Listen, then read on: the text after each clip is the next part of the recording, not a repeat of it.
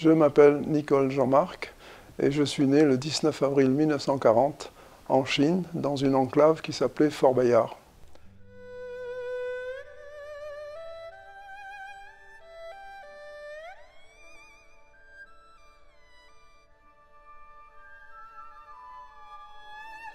Alors il faut remonter très en arrière pour connaître la raison pour laquelle les Français se sont installés là-bas. Il faut savoir d'abord que les Français, les moines français, les missionnaires, étaient en Chine depuis 1601. Ils étaient partis là-bas pour évangéliser la population.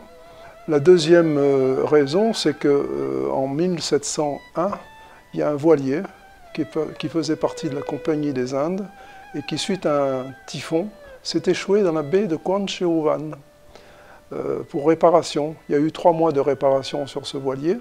Et pendant ce temps-là, les officiers de bord ont fait une reconnaissance de ce pays qu'ils ne connaissaient absolument pas. Donc ils ont fait des relevés topographiques et ça a été reclassé et le voilier est reparti. 200 ans plus tard, quand la Chine a eu deux batailles avec les Japonais, qu'ils ont perdu à chaque fois parce que l'armée chinoise n'était pas organisée comme l'armée japonaise. En remerciement des autorités des pays qui sont intervenus en empêchant le Japon de prendre des terres en Chine, la Chine a donné des territoires à ces pays-là. Donc la Russie a reçu Port Arthur, qui est tout à fait à l'est du côté de la Mandchourie. Les Anglais ont eu Kolong, qui s'appelle maintenant Hong Kong. Les Portugais ont eu Macao. Et les Français ont eu le territoire de Fort Bayard, qui est tout à fait au sud de la Chine, proche du Vietnam. Il n'y avait pas de moyen de communication entre Pékin et le territoire de Fort Bayard. Quand les Français sont arrivés avec des armes et des soldats, il y a eu une révolte très forte et le général de la Bédolière avait, en débarquant, conforté un petit fort de défense. On a appelé cet endroit-là Fort Bayard, en faisant référence aux chevaliers sans peur et sans reproche. Les Anglais étaient très contre le fait que les Français puissent avoir un territoire en Chine. Et donc à chaque fois qu'ils pouvaient mettre des entraves dans les négociations, ils les mettaient. Et donc ça a conduit à un premier accord en 1898 qui donnait 120 000 hectares à la France.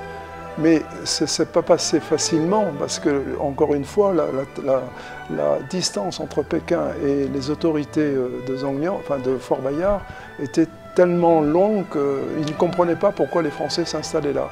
Donc il y a eu des mini-guerres qui se sont installées et deux officiers français qui faisaient le relevé topographique sur les 120 000 hectares ont été égorgés.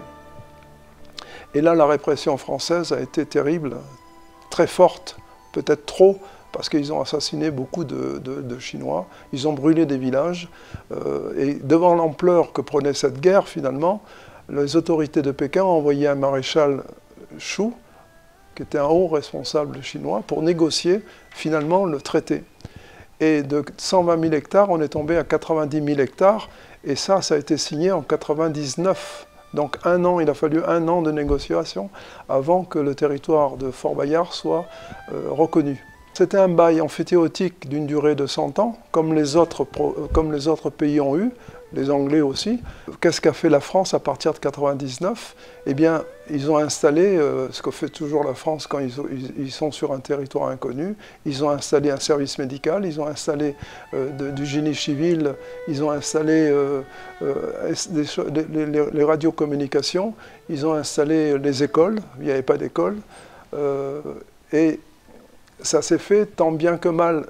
La différence qu'il y a eu, c'est que les Chinois qui étaient à l'extérieur de la frontière fictive étaient défavorisés par rapport à ce qu'apportaient les Français dans l'éducation, surtout dans la santé, puisqu'il y avait beaucoup de maladies endémiques dans ces territoires-là, et le fait que les médecins français puissent apporter du bien-être là-dessus a calmé un peu la population dans ce terrain-là. Et là-dessus, mon père, lui, est arrivé dans ce territoire-là en 1938, après un séjour en Nouvelle-Calédonie où il avait rencontré ma mère dans une tribu kanak, et il est venu là.